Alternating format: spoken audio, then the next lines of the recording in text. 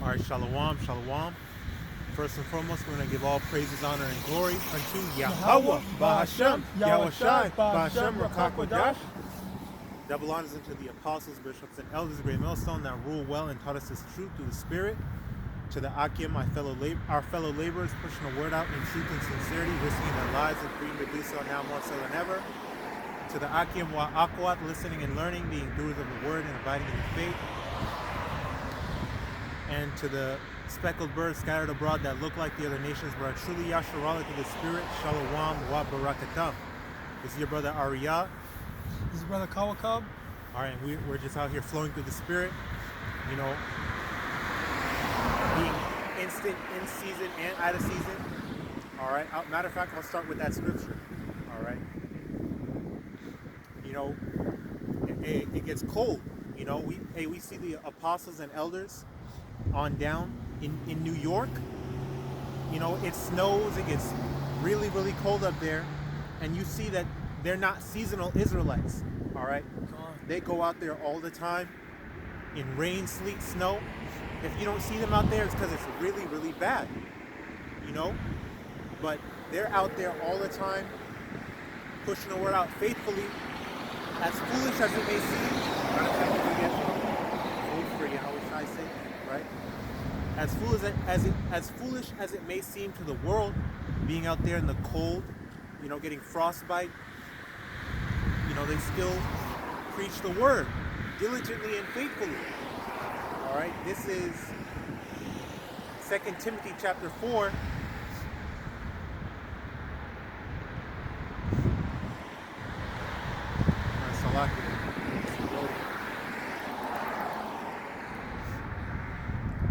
Second Timothy chapter 4, verse 2. Preach the word, be instant in season, out of season, reprove, rebuke, exhort with all long suffering and doctrine. Okay, that's commanding us as able-bodied Israelite men to be instant in season and out of season. All right, it doesn't matter what time it is. You know, as long as you're being wise as a serpent but harmless as a dove. You know, if you faithfully continue to do the work and push the word out in truth and sincerity, Yahawah is going to be with you. Doesn't it say? All right, in Psalms chapter 34, verse 7, the angel of Yahawah encampeth round about them that fear him and delivereth them. So you don't have to worry about, oh, what about, you know, we see the police cars passing by. You know, what about Jake? You know, he might get aggressive. No, Yahawah is protecting you. All right? He always has his angels around his men that are being faithful. All right? As long as you have faith in him, he's going to have his hand on you. He's going to, we dwell in the secret place of Yahawah. He's our rock. He's our defense. Okay? 1 Corinthians chapter 4, verse 10. We are fools for Hamashiach's sake, but ye are wise in Hamashiach. We are weak, but ye are strong. Ye are honorable, but we are despised. All right, so that just goes to show, you know, it's a quote unquote foolish thing for us to come out here. It's a foolish thing for us to make enemies with the world because they have the carnal power to go against us. They have all the not only the power but the numbers, the strength in numbers against us. All right, and that's why it says that we are fools. Okay, because it's on a baseline level we look like fools, but in actuality it's very wise to seek after the Most High YAHAWAH and decide with them, because at the end of the day they have power over them. They have power over the carnal life. Okay. I just want to get this other precept as well. You can continue. Oh yeah, I have a quick precept to that because, like the brother said, they just can't comprehend it because it's too high for them. But Yahawah allowed us to understand these things because he bestowed his Holy Spirit upon us. All right, and like Yahawashi said, the Comforter is with us so that we may understand we're able to learn and understand all things, you know, all the things that we need for this walk that we're partaking in. And this is 1 Corinthians chapter 2, verse 14. But the natural man, natural meaning carnal, right? They're carnally minded. And the scriptures say to be carnally minded is enmity with the Most High.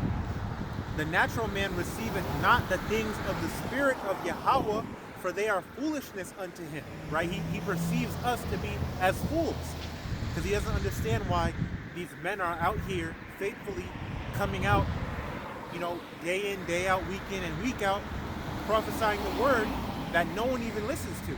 You know, it's like we're out here talking to ourselves. But, quick precept to back you up on that. 1 Corinthians chapter 1, verse 21. For after that, in the wisdom of Yahweh, the world by wisdom knew not Yahweh. It pleased Yahweh by the foolishness of preaching to save them that believe. Go ahead. It pleases him. See, the reason why it pleases YAHAWASHI, the foolishness of preaching pleases him, is because it shows that we have faith. It said, the scriptures say, hey, faith without works is dead. You know, I think it was Apostle Paul that said, I'll show you my faith by my works. So through these works, through rehearsing the righteous acts, as it says in Judges 5 and 11, you know, through coming out, preaching the word as able-bodied Israelite men, laying our bodies down as living sacrifices, that shows Yahweh Shem Yahushai that, hey, we have faith in you, that we want to please you. We want to do the things that show, hey, we fear Yahweh Shem Yahushai, and we desire salvation. We want to prophesy, you know, cry aloud and sigh and cry against this wicked place, you know, because we want this place to be teared down. I mean, a point to that is, you know, over here, what we could be doing right now, we could be going and doing an actual job, you know, putting in hours to make physical money. But, you know, we are putting in hours with the Most High Yahweh so that we get that spiritual money. Okay, now let me get this precept.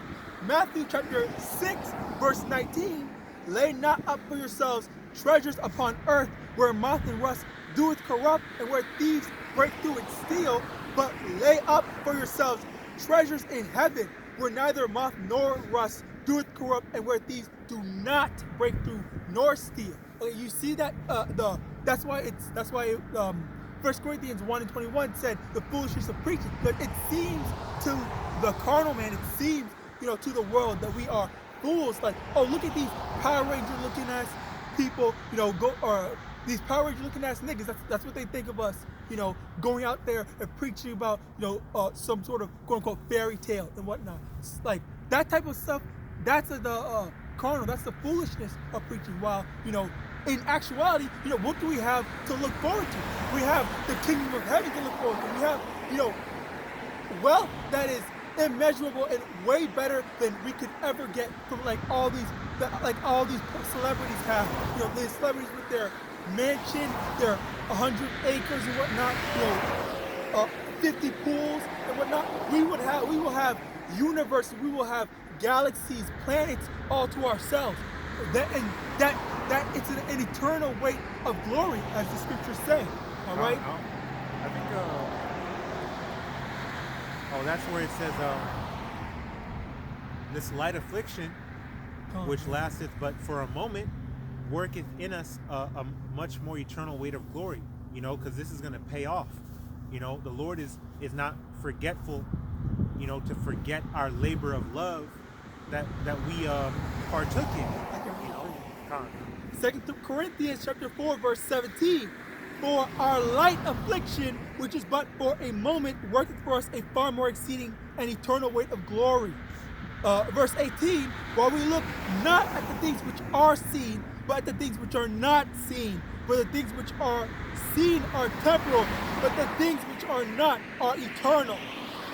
Because, hey, if we were just some niggas in the world that were just trying to get money, get to the bag, all of them, that's why we see these celebrities become depressed. All these people they got all this money, and they're just lost. They don't know what to do with it. They can't fill that empty void, you know? We may be poor in physical riches, but we're wealthy in this, like the brother said, our spiritual bank account is getting built up, you know? Ultimately, we're looking at the kingdom of heaven, because in the kingdom, we're gonna be perfect. We're never gonna go off again. We're gonna be completely 100% connected to our power. We're gonna have spiritual power, and we're gonna have rulership. We're not gonna be slaving. See, you chase after the bag. You're working for our adversaries' companies, for their businesses, for their profit, pushing out corruption, pushing out disease and lies to the whole world. But with our rulership, it's going to be nothing but truth flourishing, organic, healthy foods, organic everything. Real, no more plastic surgery, no more GMO foods, no more concrete messing up our feet just walking on it, you know? No more pharmakia. It's going to be pure, holy everything. And right quick, because I literally had an argument with someone about this. If you look at in an urban area, okay, you see a freaking apartment building with a bunch of different apartments and a bunch of different people living in one little crowded area. Exactly. Like, even the way that this devil has us living, that's unlawful. It's to have people stacked on top of each other. And you see these skyscraper-ass buildings with hundreds of freaking families in there, okay? But then you have these rich people with all this land, you know, using for fuck all right? Like, they're not using it to farm. They just have all these grassy plains doing nothing. That most of the time, they're not even at home. They bought a home in Cancun, they got a home in the Bahamas, they got a home in Los Angeles.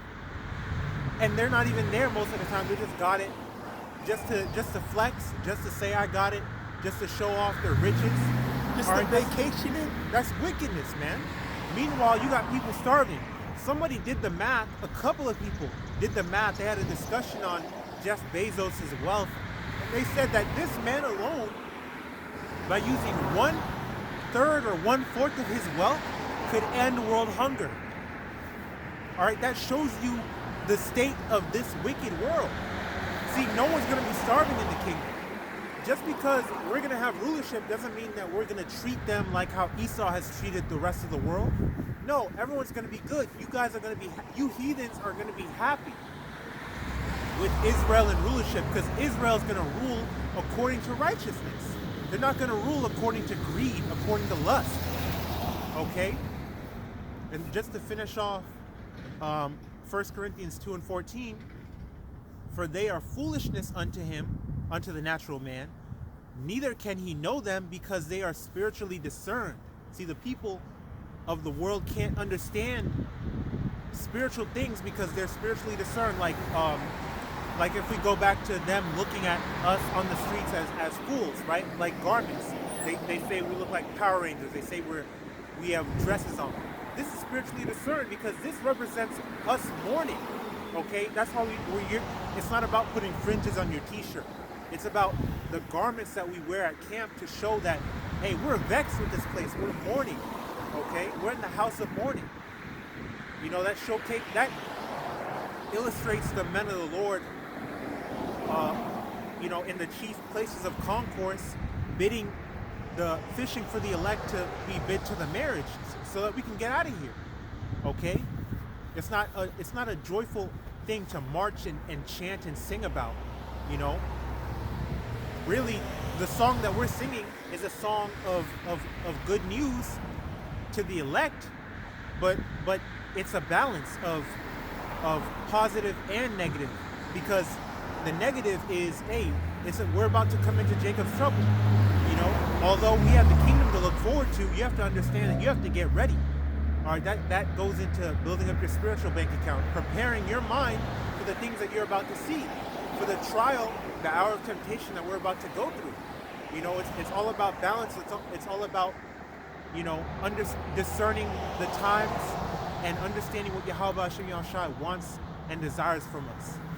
Okay. And also, that's a really good point you brought up, because if you look at all the steps, all the actions and decisions that we've all made up until now, if you were out here, and trying to bid the elect into the gospel, then that's going to eventually lead up for good for you, all right? While on the flip side, for those that took the jab, all right, they look at what they just released a documentary not too long ago, this year, about what it really did to people, okay? And there was this one guy who showed a container of the deceased's corpse, what was in the hearts and what was in the arteries and stuff like that, and it kept on growing and growing until they eventually died, okay? So how and this was also what they warned about, because as time goes on, if you just say that the government does not have our best interests at heart, you are labeled as a terrorist, misinformation spreader, and all this stuff like that. But look at all the stuff that we warned about before for just the jab alone, okay? And now they're proving that we were right and they were wrong. And what? Now what's next? Block their stuff out, remove their channels and all this stuff like that. Okay, that's gonna lead to the famine of the word. Okay, as it says in Amos. Khan, by the way, that documentary is called "Died Suddenly." All right, and they've been scrubbing it. They've been trying to hide it. They've been taking it down off social media. I think you might be able to find it on YouTube, but it's hard to find. And now they're trying to blame. See, because all these people, they had a list. There's a list of a bunch of people that died suddenly due to, these are people under 40 years old, and they all died from heart attacks or unknown causes. And also, let me say that they said that they were healthy before. Yeah. Prior. No underlying health conditions, no prior issues, anything. Heart attacks. Or just random occurrences. No, blood clot. That's what it is. We know that's what it is, but that's what they're trying to cover up. When you look at that documentary, it's going to tell you, what's really going on. And it also shows how they were dying when they were just turning around. They had video of a bunch of different people dying the exact same way. How is it conveniently? After a bit of time, this is how people are randomly dying. But yeah, don't stop it. Right? No, you good? That's right. Now they're trying to say that white rice is unhealthy. Now they're trying to say that gaming for too long can lead to sudden heart attacks and cardiac issues and all that. They're trying to come with all types of excuses and lies to cover up what they did to the people. And some people are still clinging to the lie. It's crazy. And that's why they call you conspiracy theorists. And that goes back to how we seem foolish, but really it's the truth, and it's been spiritually discerned. The Lord allowed us the eyes to see what this devil is really doing. Same thing with the charagma, the RFID C hip. All right, the C to the H to the I to the P.